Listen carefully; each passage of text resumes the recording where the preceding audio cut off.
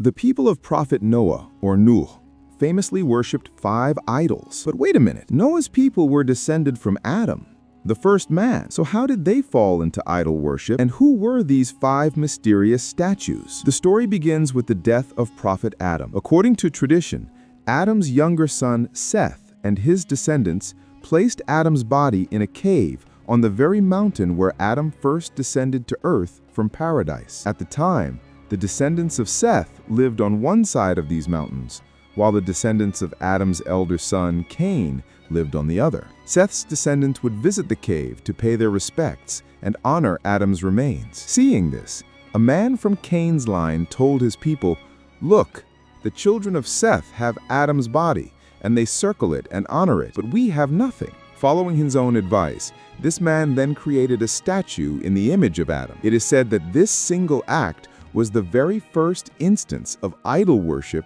in human history. Time passed, and the situation evolved. A period came when 5 of the most righteous and respected elders among Cain's people died within a single month. Their community was devastated by this loss. That's when another individual suggested, "If you like, I can create statues in the likeness of these 5 great men. This way, they will always be before you, and their memory will remain fresh in your hearts." The people agreed immediately. The man sculpted 5 idols and named them after the departed elders: Wood, Suwa, Yahuth, Yauk, and Nasser. Initially, people simply came to the statues to pay respect and circle them. But as generations passed, the people slowly forgot God. The respect turned into devotion, and eventually, they began to worship these statues as gods. It was then that God sent Prophet Noah to his people. He constantly pleaded with them, "These idols can't help you. Abandon them and worship God alone." At first, they just mocked Noah, but as he persisted,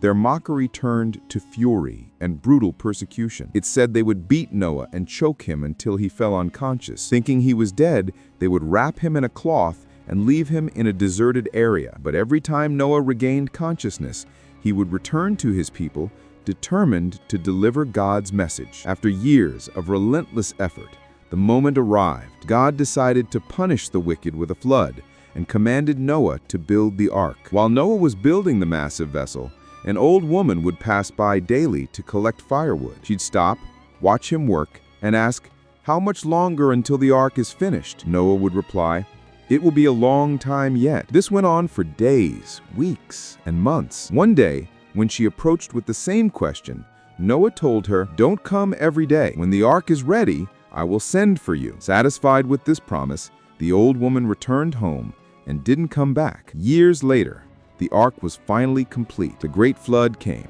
and Noah, along with a few believers, boarded the ark and survived. Suddenly, Noah remembered the old woman, the one he had promised to call for, but had forgotten. He immediately directed the ark towards her home. When they arrived, he was astonished. Everywhere was water, but the old woman's house was completely untouched, as if the flood hadn't even noticed it. God then revealed to Noah, "You made a promise to that woman that she would be called, and though you forgot, God honored your word and protected her from the flood." Now back to the ark. It said the vessel remained afloat for about 6 months. During that time, a strange old man was aboard. When Noah saw him, he immediately recognized him. It was Iblis, Satan. "Why are you here?" Noah demanded. Iblis replied, "I've come to take control of the hearts of your followers." "Get out of here, enemy of God," Noah commanded. Iblis then offered Noah a deal. "I have 5 things I use to destroy people. I'll tell you 3 of them, but I won't tell you the other 2. At that very moment, a revelation came to Noah from God. "Tell Iblis you don't need the 3 things. Ask him to tell you the 2 things he doesn't want to reveal." Noah passed the message to Satan. Iblis conceded, "These are my most powerful weapons for destroying mankind. The first is envy, or hasad. It was due to envy that I was disgraced, and it was why I refused to bow to Adam. The second is greed, or hirs. It was through greed that I misled Adam and tempted him to eat the forbidden fruit, which caused him to be expelled from paradise." After many months, God commanded the waters to recede. Noah and his companions disembarked and built homes. This became the first settlement established after the Great Flood, named Suk as-Samani, the market of the 80, after the number of people who survived. Later, Noah is said to have married a woman from Cain's descendants, and they had a son named Yonatan. As the population grew, they began to leave and establish new cities. Finally, some traditions hold that before the flood, Adam's body was placed on the ark for safekeeping. When Noah and the survivors left the ark, Adam's body was interred in Jerusalem, Beit al-Maqdis. Noah himself passed away sometime later. If you enjoyed this ancient story, be sure to like the video and subscribe to the channel for more historical narratives.